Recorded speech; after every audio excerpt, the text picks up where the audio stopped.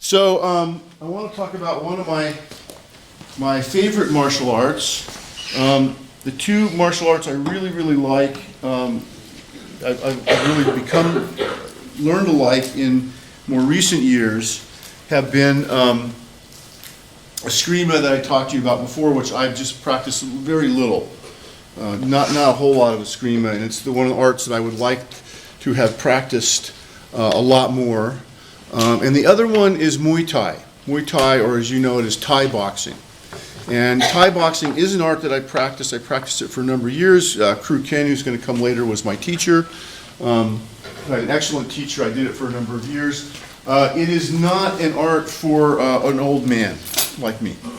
It is definitely a young person's art, and it is something that, as you get older, becomes very difficult to practice at any sort of level of intensity, because it is a very intense art. So it's a very good art for people who are your guys' age, especially if you're starting out, younger.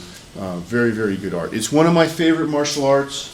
It is, I think, one of the most effective martial arts, or let me put it this way, if you need to become a good fighter in a short amount of time, Muay Thai is probably a good way to do that. So we're ending the semester really with two very effective martial arts. Eskrima, also a very effective martial art, and Muay Thai, very effective martial art. I love practicing it. I think if I were maybe physically in better condition, I would probably still be practicing it. I really like it. I don't consider myself to be primarily a Thai boxer, but I definitely feel like having experience of doing a couple years of Thai boxing has really influenced the other martial arts that I do, quite a bit. Even in my karate fighting, I use a lot more elbows now and things like that. I use a lot more Thai type kicks, those kind of things. I do a lot more Thai type clinching, knee work, those kind of things really influence me personally from Thai boxing. So it's really, it's a good art, even if it's not your main art. It's also a very good art to do as an adjunct if you're doing another style. If you're doing a grappling style, if you're doing Brazilian Jiu-Jitsu, for instance, as your main style, Thai boxing is a most excellent adjunct style to be doing. And this is why you see a lot of Brazilian Jiu-Jitsu schools also now teaching Thai boxing. And I think you can see that in a lot of the schools in there. I know West Coast over here, down in Oxnard, I think they have pretty good Thai boxing going on. And a lot of Brazilian Jiu-Jitsu schools will have Thai boxing. They make a great combination. Really good combination. So let me tell you a little bit about Muay Thai. Okay, and this is going to be fairly short lecture. Obviously, you could do a lot more, could go into a lot more detail, just like about everything else we talk about in class. Muay Thai, as you might expect, comes from a place called Thailand, and I should have put a map up here. You saw Reiner had some maps of Southeast Asia. But if you have India over here, it's kind of down this long peninsula, down, sort of hanging down, and you have India, you have Myanmar, which used to be called Burma, and then you have the Thai peninsula stretching down, and then on this side you have Cambodia, Laos, Vietnam, over here below China, and you have this going down, sorry about that, down, and then you have Malaysia, and then you go down into Indonesia, Singapore, down into Indonesia. And so Thailand is in the sort of north part of, how shall we say, the northwest of Southeast Asia. How's that for a description? Okay. It's a very interesting place. I have not been to Thailand. It's definitely on my list of places to go. And it had influence from lots of different places. And it definitely had a lot of influence way back in, before the Common Era. Definitely a lot of influence from India. And Indian influence in the form of Hinduism, and of course in the form of Buddhism. And those religions and philosophies coming down into Thailand. The origins of Muay Thai are really shrouded in the mist of history. We don't really know exactly where it comes from. And it probably comes from a number of different places. Okay? One of the thoughts is somewhere between 200 BCE and 1238 CE that ex-soldiers who were also Buddhist monks may have come from India and taught the combat skills. Okay? We know originally in Thailand the fighting also included weapons, and there's a weapon system, a Thai weapon system. It's called Krabi Kabong, and it uses a lot of these long swords and shields and things like this, and it's like a two-sword style. It's kind of very interesting. It looks a little bit like some of those Indian weapon things I showed you earlier in the semester. So you can kind of see some of the Indian influence there in the Krabi Kabong. By the 1200s, 12 to 1300s, there were reports of using bare fists in fighting battles. So people would go out in wars and actually fight, empty-handed in wars, bare fists. And of course, they would wrap their fists in various kinds of wraps, and sometimes they would apply stuff to the wraps, including ground up glass and other stuff to make the wraps, but the wraps could be very tough. They would be hardened, and they would use those actually in battle. And probably some of this wrist wrapping stuff and the hardening of the wrist wrapping, they'd soak it in something, make it hard. Probably some of that came from the fact that they would use, that they were fighting against people with weapons. So that, guys hitting you with the sword, you can block the sword with your hand because it's protected. And so probably some of that evolved from fighting, weapons fighting, using the hand as you're wrapping it to use it as a blocking thing. And that's something that also, that blocking, that wrapping the hand and using it as a blocking thing is also something that was used by the Europeans as well later on. The Europeans had fencing styles where they would do that, sword styles where they would wrap the hand and use it as a blocking thing. Not that it's necessarily related to the European style, I don't think that's the case, but that's just it's a solution, it's a common solution to a typical problem, put it that way. Now, once you have peacetime, what do you do with all these martial arts? Well, you do something with them. Oh, and by the way, the people they were fighting a lot with were the Burmese. The Burma's, again, this country to the north of Thailand, and there were lots of border skirmishes with the Burmese, and I think also some maybe with the Cambodians as well, but that's who they were fighting. And so they get peacetime, and what do you do? Well, what do you do with fighting skills during peacetime? What do we do with our, we have army and we have warriors and soldiers. What do we do with them during peacetime? What do they do during peacetime? Games. What? Games. Before they do the games, what do they do? Get really rowdy. Anybody here in the Marines? Anybody here serve in the Marines? Anybody serve in the Army?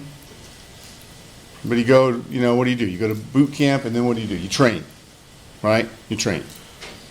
And so, also these soldiers, when they weren't at war, they trained.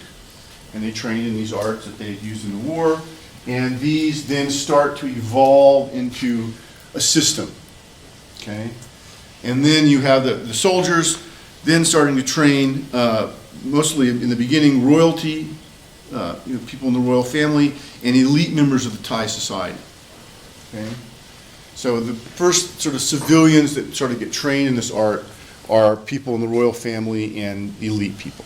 And you can kind of think of this as like those are the people maybe who need self-defense a little more. So they get training in this stuff. And then from this, then it starts to become used as a sport. Okay? And the fists are bound up with ropes or some kind of wrap. They're immersed in water to make them tight. And then again, when they dry, they become very, very hard. Later on, even during the sport stuff, early on in Muay Thai, these bindings were then coated with something sticky and then rolled in crushed glass. And then you go out and have a sport bout, right? With your hands, crushed glass on your fists. Imagine how bloody those fights must have been. Okay? All official records of Muay Thai and the history of Muay Thai are lost when the Burmese sacked the kingdom of Ayutthaya in 1350, which that kingdom was around 1350 to 1767. This kingdom was very friendly to foreigners, by the way, and had extensive trade with China, Vietnam, India, Japan, and Persia. So it is also likely at this time that Muay Thai was influenced by martial arts from these other places. Okay? But we don't know, because the Burmese came in, they sacked everything, all the records are destroyed. We don't know. What we do know is from the 1700s on that Muay Thai evolves now as a sport, especially in the 100 years, 1767 to about 1868. Muay Thai during this period really evolves as a sport, and it grows in popularity. This is sort of the real time when Muay Thai takes off in Thailand as a sport. And from 1867 to the present, the popularity soars. The art splits into two versions. And there's a sport version, which we now call Muay Thai, and there's a more traditional battlefield-oriented version called Muay Baran. And they're slightly a little bit different. And then I would also say there's also still Krabi Kabong. There's still people who practice Krabi Kabong. I'm not sure how authentic it is, but there are people out there who practice it. I would love to actually practice that if somebody taught that around here. So really you can think of it it splits sort of into three styles. A weapons system, a battlefield system, or might say self-defense system, and a sports system. Okay? Obviously the battlefield and the sports system, there's a lot of overlap. Okay? But the sports system really evolves into a sport that is really a one-on-one fighting in a ring with rules, with certain kinds of constraints. And I'm going to talk to you about the constraints and influences on Muay Thai as a sport later on, because these influences are really, really, really important in Thailand for Muay Thai. And you might also extrapolate a little bit and say that the other influence on Muay Thai that's more modern, that in the present day, is probably MMA. That a lot of MMA fighters are also trained in Muay Thai. So you want to think of it, at least in this country or in Western countries, an evolution of Muay Thai, as Muay Thai now has added grappling, mostly from Brazilian Jiu-Jitsu, and has become really sort of the center of mixed martial arts. Because I think this is true. Would you guys agree that most, if you look at mixed martial arts, the two core styles are Brazilian Jiu-Jitsu and Muay Thai? Am I right on that? I mean, that's my assessment. I think those are the two cores. You see people doing other things. There's karate guys and MMA now. You're seeing a little influx, kind of a rise in popularity of some karate people and judo people in MMA. But really, I think in the last 10, 15 years, really it's been Muay Thai and Brazilian Jiu-Jitsu. Those are the two things. So we're seeing a little bit of an evolution maybe in the MMA world of using Muay Thai. That's not really something you see much in Thailand. In Thailand, Muay Thai is Muay Thai, and I don't think there's a lot of MMA in Thailand. Muay Thai, I cannot overexpress to you how popular Muay Thai is in Thailand. Muay Thai is immensely popular. So if you took football, basketball, what's that other sport that's super popular? Hockey, NASCAR racing, roll them all into one. That's how popular Muay Thai is in Thailand. It is a national sport. It is super popular. And it's also super popular for another reason, which I'll get to in a few minutes. So I can show you a little bit take a little bit of what, oops, sorry. This is going to work here. Show you a little bit of what Muay Baran looks like.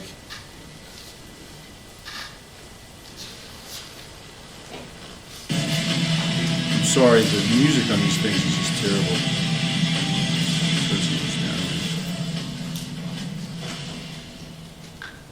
Thai can represent the most appropriate answers to many situations that a Nat Muay may have to face.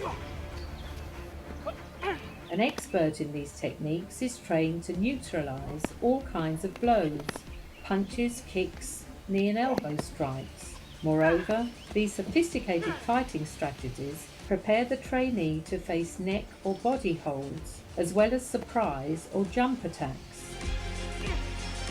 Defense actions blend seamlessly with counterattacks to make them more deadly and unstoppable. Through these sophisticated techniques, a fighter can truly enter the next level in the art of fighting without limitation. The principles they teach are at a level of sophistication that is often not evident through a superficial examination, but under a detailed analysis of the 15 Muay Cred strategies, several crucial elements emerge to the watchful eye of a careful student. Let's look at them in detail.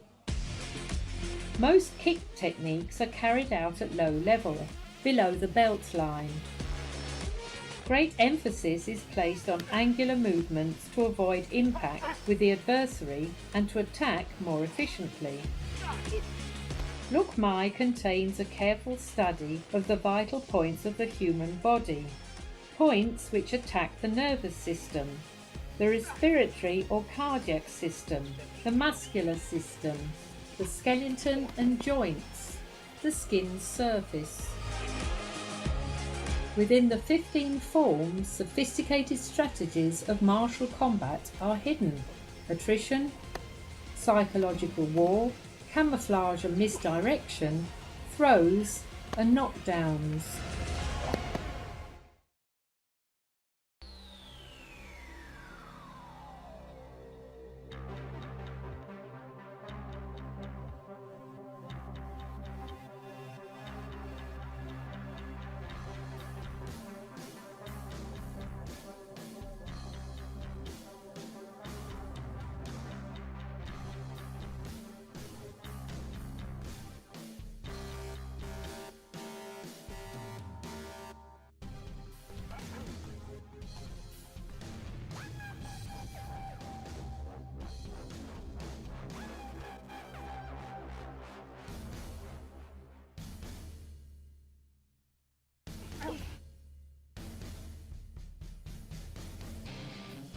Now, when we see actual Muay Thai, you're going to see the difference between the self-defense and the sport is not really wide, because Muay Thai is a very, very intense and violent sport, maybe one of the most violent. There are a lot of injuries in Muay Thai sport fighting. There have been deaths in Muay Thai sport fighting.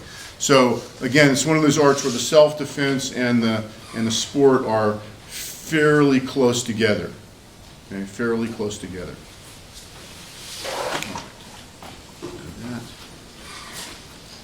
And then I should show you a little Krabi Kabong. This is with the weapons.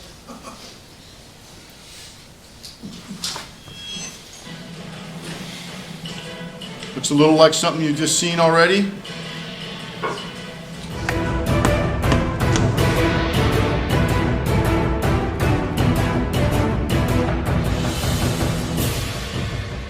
People think Krabi Klabong is just sword fighting, but it's weapon. Krabi is means sword. Klabong is means stick. Krabi Klabong is all Thai weapons, have many.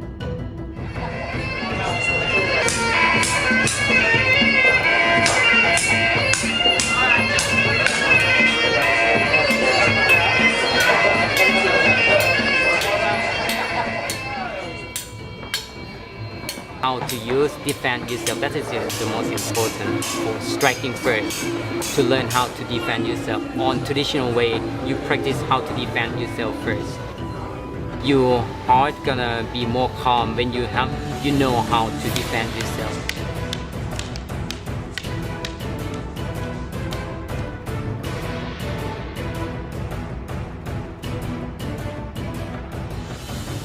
I think martial art is used for harm the other people. You're gonna aggressive. But when I starting train, I feel more calm. I feel more relaxed, and at the same time, my body healthy. Because I think the conditioning won't kill me, like it does in Thai boxing. Okay? So that just gives you some example of those things. Okay? Now, so by the late 1800s, Muay Thai adopts standards, rules, etc. The rules, evolve over time. Basically, the rules come into play because a lot of fighters are getting killed before this time. I mean, it's really full-on hardcore sport. And so they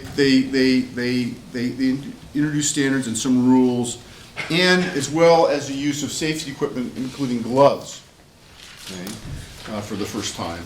And this way, the fighters can have, a little bit longer career and remain alive. In the 1930s, the codification of the art is pretty much complete, and the current art today of Muay Thai, the sport of Muay Thai, pretty much follows along with pretty much the same rules. So by 1930, the sort of concrete of the rules and the form sort of sets, and that's pretty much what we have now. Now, Muay Thai is primarily an art for lightweight fighters. Why would you think this is? Yes? They don't punch each other quite as hard? No. That's not it. Why do you think that it's primarily a system for lightweight fighters? People in Thailand tend not to be very large. People in Thailand tend not to be very large. Anybody here been to Thailand? Did you see a lot of fat people walking around? No. See a lot of thin people walking around? Yes. Okay. The Thai people don't look like the typical Americans. Okay. They eat a diet that's incredibly healthy. It's high in vegetables and rice and a little bit of meat on top of that. Very healthy diet. They move around a lot. They do not have the same problems that we have here. You take my bizarre behavior class. Actually, I'll talk to you about obesity worldwide. One of the things that people look at America and say, you Americans have some culture-bound syndrome about your food. You have a lot of food issues, right? People in places like Vietnam and Thailand don't have food issues. Very, very healthy diet, tend to be lean their whole life. But it doesn't make for big bruiser giant fighters, right? I saw Mike Tyson fight back in the day. Mike Tyson is a solid guy. He is really, like a barrel. You don't see guys in Thailand like that, right? And so the fighting style, is a reflection of the physiognomy of the people who invented, right? So Thai boxing is a great style for skinny, lithe people, right? It relies a lot on speed, and rather than just sort of brute strength. Okay. Now, that's not to say that you don't have welterweights and heavyweight Thai fighters. Heavyweight Thai fighters in Thailand are almost never Thai people. They're almost always Westerners who go there. And Kru Kin can tell you a little about it. He goes and fights in Thailand, and he's a ex-NFL football player. He's a big guy. He does not fight Thai people in Thailand in a match. They find some other guy. There's some South African guy they bring over to fight him when he goes and fights in Thailand. But Thai people, no. Not much in the heavyweight class in Thai people. Okay? That doesn't mean that a Thai lightweight fighter or welterweight Thai fighter wouldn't fight a heavyweight, American. They would, but they wouldn't do it in an official match, probably. They would do it in a training camp or something. And it doesn't mean that they can't take on a heavier fighter, because they definitely have some advantages, especially with speed, things like that.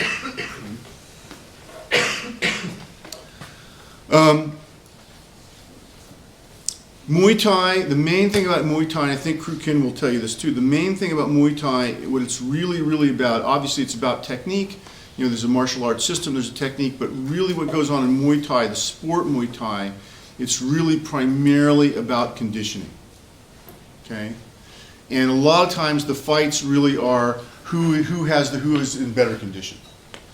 And they'll come in the match and they'll have a fight, and in the first round they will suss out, whether the opponent is, better conditioned than I am, right? And if you realize the opponent's not as in good shape as you, then you essentially already know who's got the fight.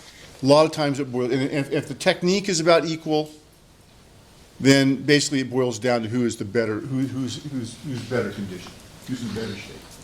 Okay. And so the conditioning in Thai boxing is very, very, very intense. And Thai boxers spend most of their time conditioning. For instance, they don't spend a lot of time sparring one another. They don't go like, it's not like here where you go every day to your class and you spar, you have an intense sparring session, every class. It's not like that. You might have a kind of light sparring session at the end of the week. You condition all week really heavily. On Friday, you have a light sparring session with a partner, and then Saturday you go and have your fight, professional fight. Okay? Why do you think they maybe don't spar so much? They fight so much. They fight so much, that's one of the reasons. What's the other reason? They don't need to.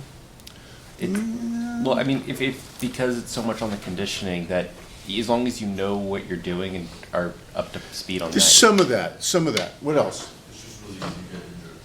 What's that? It's really easy to get injured. Exactly. So if I'm sparring on Tuesday, right?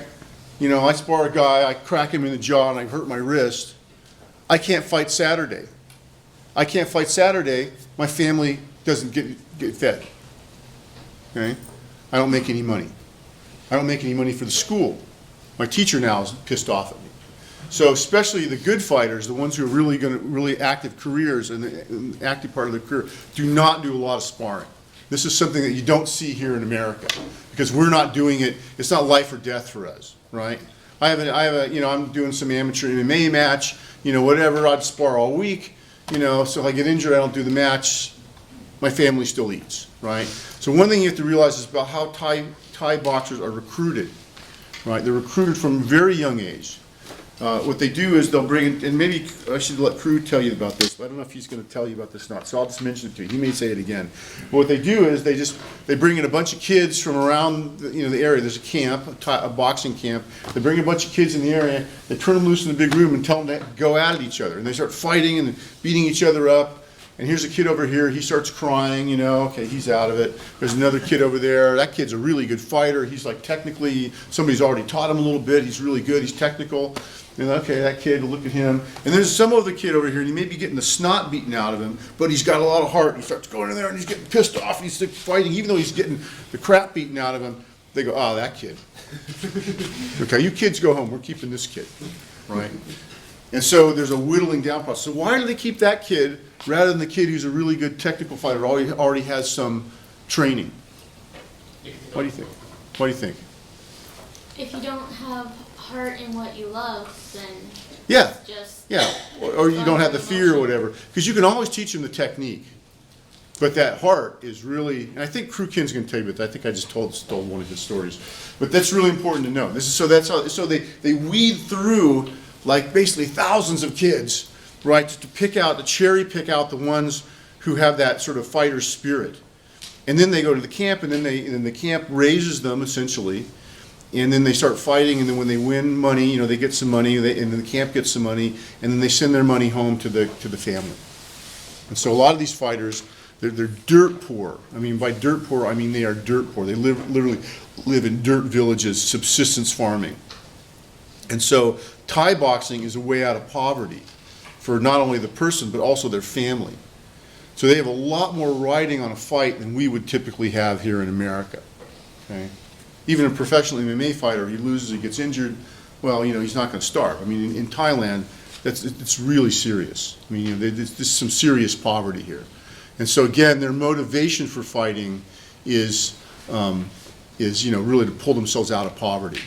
Okay? So that's important thing to know. Okay. Okay, so conditioning includes running, skipping rope, bag work, lifting weights, pad work, clinches and takedowns, sparring, sit-ups. Oh, and did I mention more sit-ups? And did I mention more sit-ups? And more sit-ups? I can't tell you, I've never done any I didn't know that many kinds of sit-ups existed before I did Thai boxing.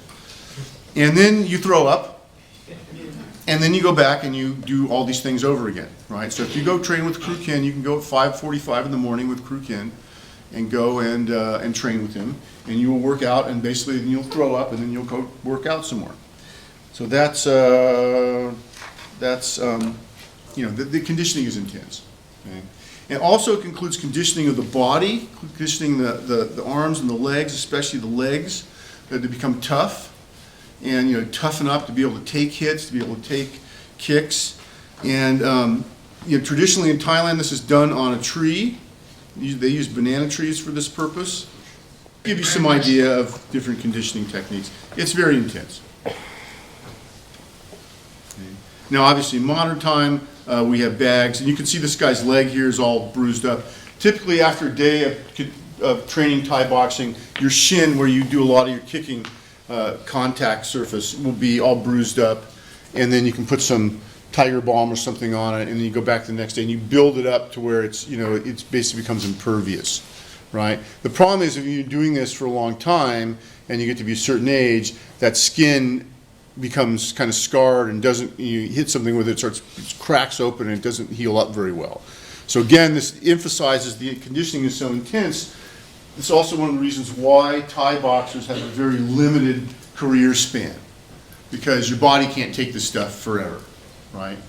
We can talk a little bit about that later, the career of a Thai boxer. All right, so techniques. Muay Thai is known as the science of 8 limbs. This is punches, kicks, elbows, knees, times 2 equals 8. And so these are the main techniques. Okay, Muay Thai supposedly uses the entire body to perform each movement. You're not just punching like this, right? Your whole body is in each punch, right? Your whole body's in each kick. Okay.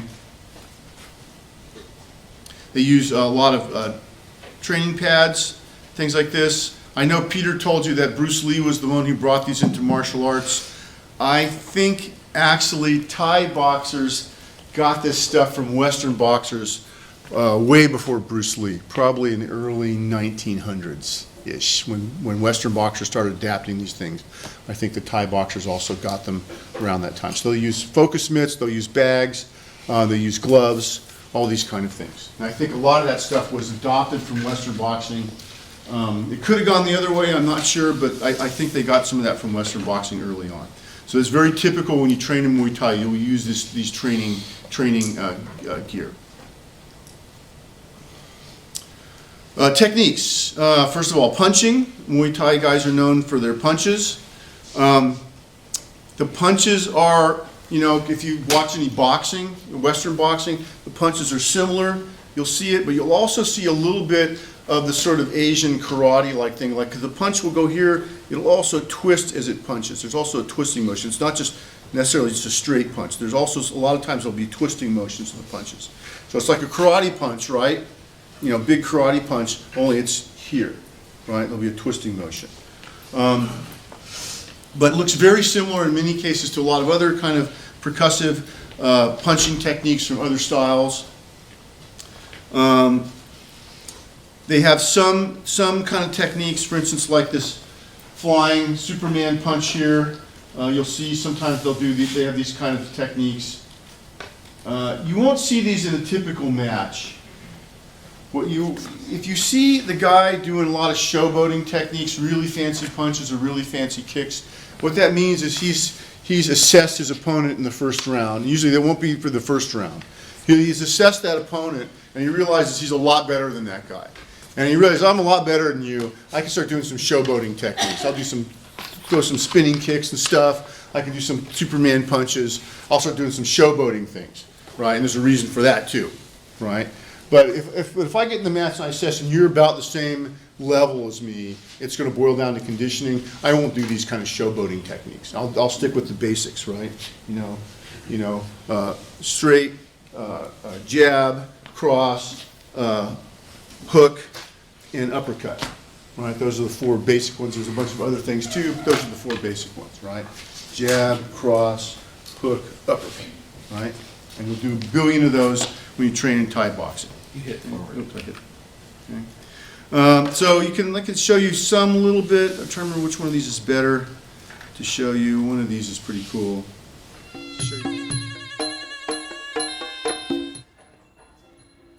When it comes to taker Muay Thai, or number 2 technique. Number 2 technique, we use techniques elbow. Today we chose 4 basic elbow different. For first elbow, we use cross elbow. Cross elbow.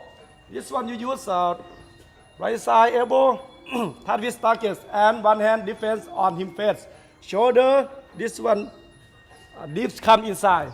Because when we do techniques elbow different punching, because arm is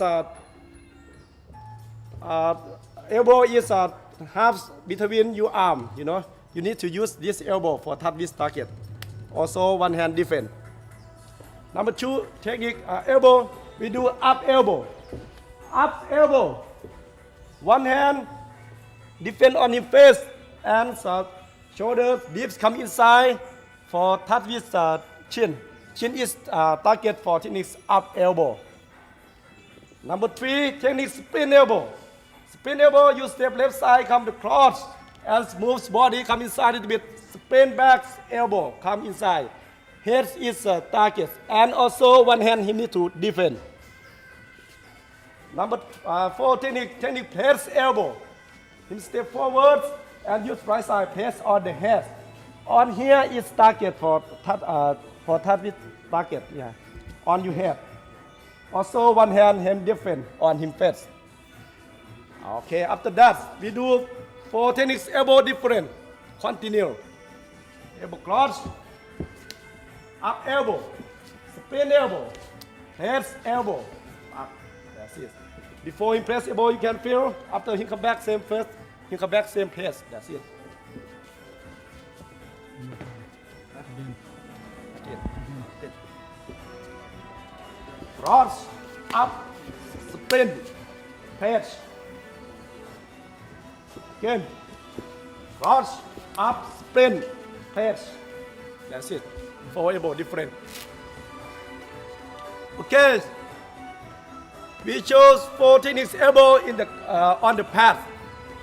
For 4 elbows continue.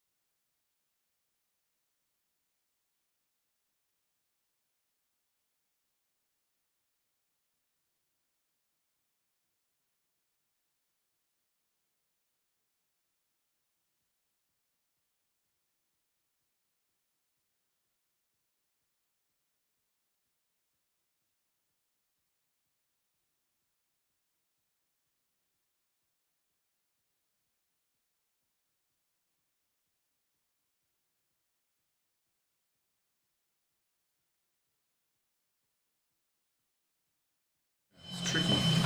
All right, just to give you a sense of, How long into the fight was that? what's that? How deep into the fight was that? I don't know, not the first round. There's a reason for that. We'll talk about that later. Okay, so lots of different variations here. They do have things like, they have these big kind of Shaolin, these kind of punches, and they've got back fists, spinning back fists. They've got these showboaty things. Again, you're not going to see them much. Jumping up, they have this jumping up punch. Sometimes you'll see those. The guy's already assessed the match and said, "Oh, this guy's not as good as me. I can take him." Or, "I've worn him down. He's tired now. I can take him out with a full-on, do something showboaty to take him out." But typically, it's more of the bread and butter stuff you see. Okay? Elbow. Elbows are allowed in Muay Thai. Elbows are devastating. Okay? Elbows are a devastating weapon. And you don't see them in Western boxing. Why do you not see them in Western boxing? Because you would have a lot fewer Western boxers with elbows. Elbow techniques are deadly. Now, again, other martial arts, karate, kung fu, use elbows as well. Thai boxing, as far as I know, is maybe the only art where you use elbows in a sport. And you get a lot of knockouts from elbows. Elbows are mean. There's two ways that they really use elbows. One is from a distance, closing on the guy, maybe punching and then using an elbow after you punch the guy. And the other one is when they get in the clinch, and you're in the clinch with the guy and you're using elbows in the clinch. Elbows and knees, usually elbows and knees in the clinch. And so the two ways you see elbows done, but they're very devastating. And I can show you a little bit in here.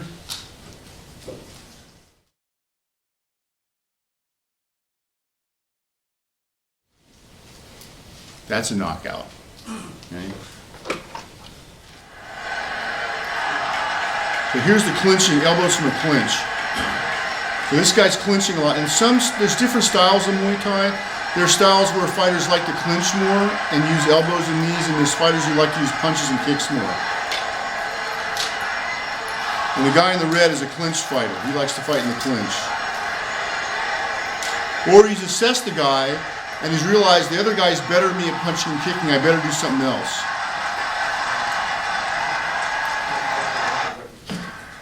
Here's the replay.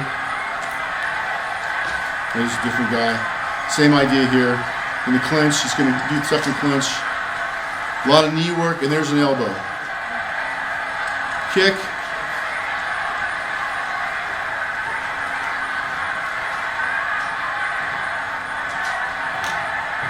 So Muay Thai can be a very effective close-in fighting style.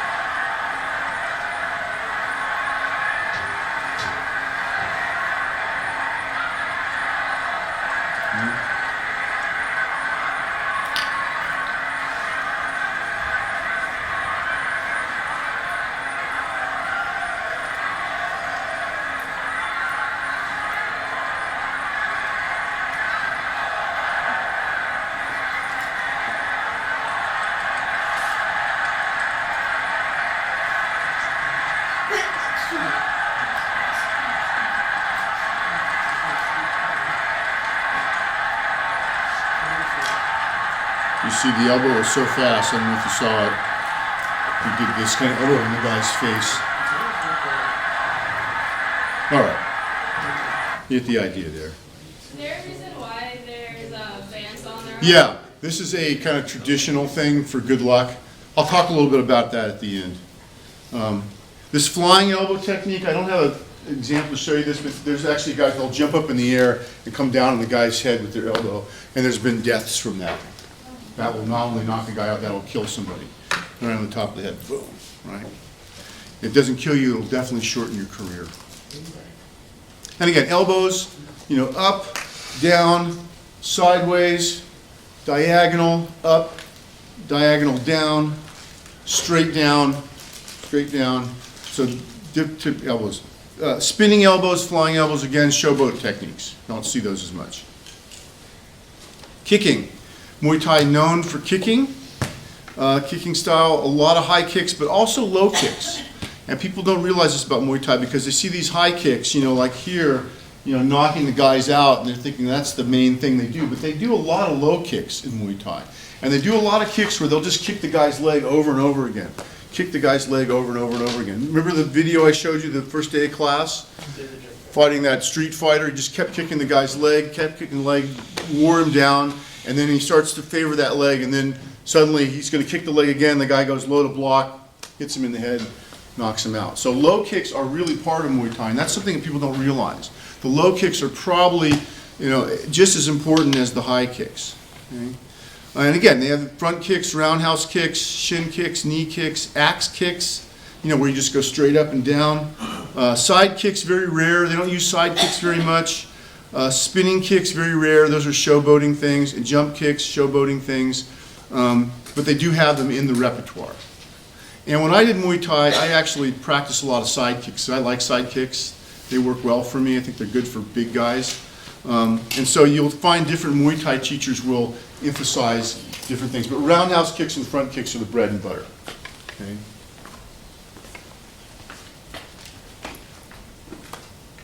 And I'm going to show you a little bit of kicking stuff, show you some kicks quick. We're going to run out of time here. From the Thai stance, the fighter steps forward with the lead foot, stepping on the ball of the foot to transfer the fighter's weight forward. The rear leg is then sharply brought up with a strong push and whipped around with a twisting of the hips into a round kick. These kicks should be aimed either at the rib cage or arms of the opponent, striking with the shin bone. This is the hardest part of the leg and will maximize impact.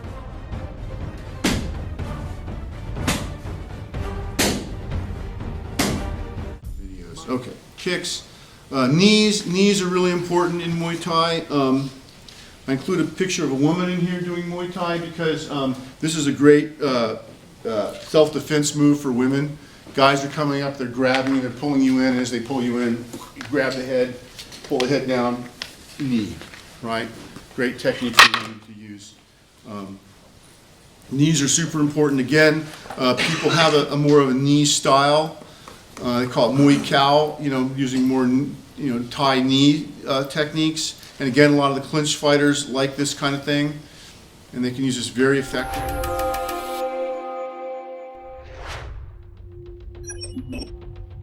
Muay Cow is a style of Muay Thai fighter that relies predominantly on knees and elbow strikes in the clinch.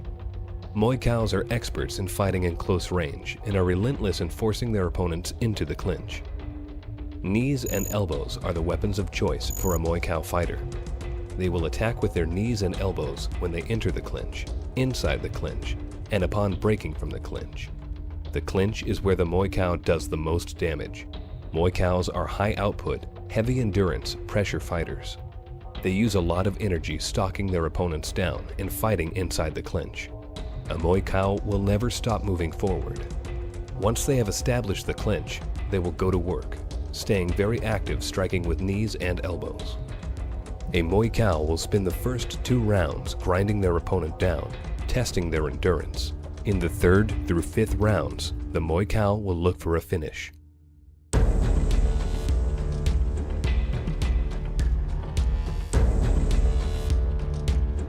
When fighting against Muay Femur, a technical fighter, the Muay Cow must utilize the constant forward pressure to stifle the technical attacks.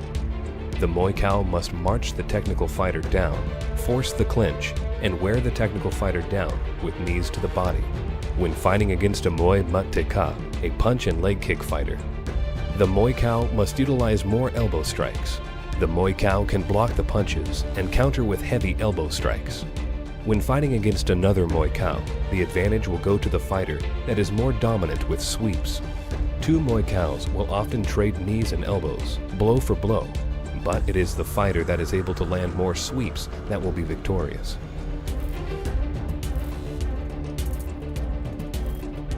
The key to beating a Muay Cow is managing distance and avoiding the clinch. Use footwork to circle away from the Muay Cow and stay off the ropes. Muay Cows like to operate in tight spaces, so to defeat them, you need to strike from a distance and move away.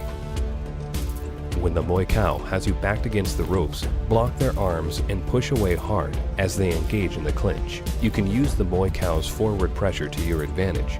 Look to land hard shots as they come forward for the clinch.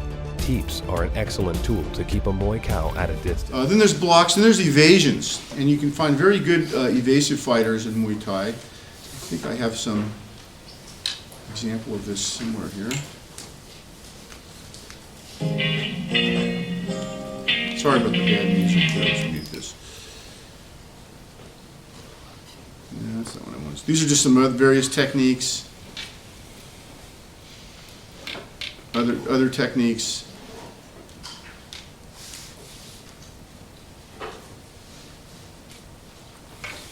Catching, kick, and sweeping. Here's the takedown technique. Right, there you go.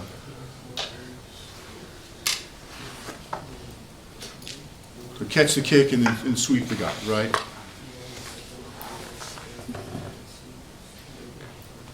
It's a danger of techniques that use high kicks. Martial arts use high kicks, is that those high kicks can be grabbed and then you can take the guy down. Okay? My last fight that I had, I fought under Kru Kin. I fought a karate guy. I grabbed his leg and I was taking him down, and they ran in and separated us because that's not karate rules. You're not really allowed to do that. So I love this technique. This is my favorite thing. And also you can sweep from the clinch, so a little more judo or Brazilian jiu-jitsu like, right? You can do these kinds. This is also part of Muay Thai. Again, it's not that common, but you will see it, right? Especially if the one guy really has it over the other guy. I know I got this guy, right?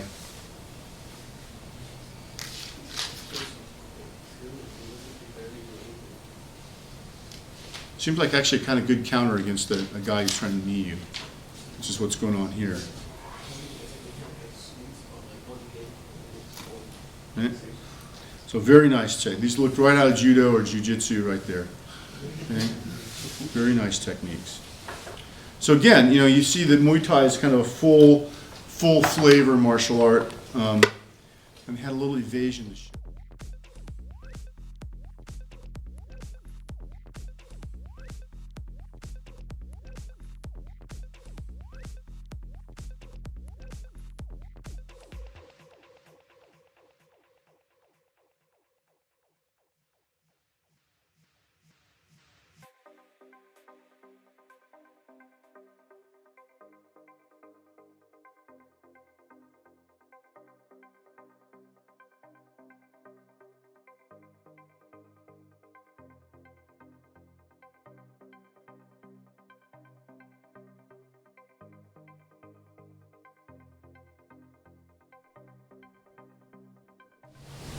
So again, these are all part of Muay Thai. They're all part of Muay Thai. Okay. All right. So that's basically the fighting of it. So it's a full-formed, full-fledged martial art. A couple other things about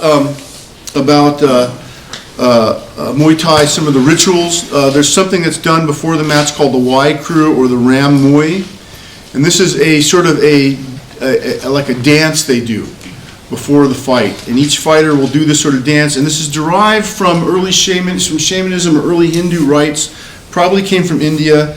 The idea is to pay respect to one's teachers in the style, and in the early days it was an apology to the king for the brutality about to be displayed. And I think Crew Kin is going to tell you about the Tiger King. There was a king back in the day when Muay Thai was first being converted from a war art to a sport, and the king was called the Tiger King, and he promoted Muay Thai in Thailand. He sponsored a bunch of different schools and a bunch of different styles, and he would sponsor fights, and people would come to the fights, and they would do these fights in front of the king, the royal family, and he was really into, the Tiger King was really into this stuff. And one of the things they would do is they would do this Y Crew, this art, to basically apologize to the king for the brutality that was about to be displayed. Because, you know, back in the day, especially in the early days, it was even more brutal than it is now. And so they would do this sort of respectful dance. And a lot of these postures derive from Hindu gods and goddesses. For instance, this one he's doing here, this is reminiscent of Garuda, who's the vulture god in Hinduism, and some of the other ones. And so they would do these things. Each school has a different Y Crew or Ram Muay. They put together a different one. Sometimes they're really simple. Sometimes they're very complicated. And a lot of times they have to do with going to the four corners and blessing the four corners. And that's also a good luck thing. They wear these things. They wear this headband and they wear these arm things. And these are also for good luck. And these may be something that have some personal significance. Maybe your teacher gave you the headband or the arm things. Those have significance. They also have a good luck. There's sort of a mystical, superstitious quality about them that you do these. And you see Western fighters also doing, here's a guy, this is like an Arabic thing here he's wearing, right? You see Western fighters also adopting this. And each school will have their own. And this also tells everybody what school you're from, what lineage you're from. When they see the Y Crew, oh, that guy's from, you know, Crew Kin School, or that guy's from West Coast. You know, they have their own Y Crew. Okay. In America, you don't see as much of the Y Crew as you do in Thailand. In Thailand, you know, this is a very typical thing. Thai people tend to be, take this a little more seriously. Performed at seasonal events and before the fights. Also, the movements demonstrate a fighter's control and style, in addition to representing their school. Okay. And they wear the headband and the armbands performing during the ritual. Usually they will take the headband and armbands off For the fight, nowadays in modern times, I believe in previous times they used to keep those on, but they don't, now they take them off.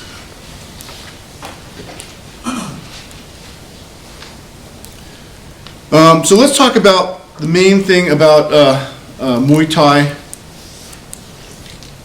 I mentioned to you about the kids already, how they get the Muay Thai fighters, and that, you know, these Thai fighters are essentially fighting their way out of poverty. One of the most important things about Muay Thai is the gambling. That Muay Thai, to a large extent, is really about gambling. And a lot of what happens in the ring happens because of gambling.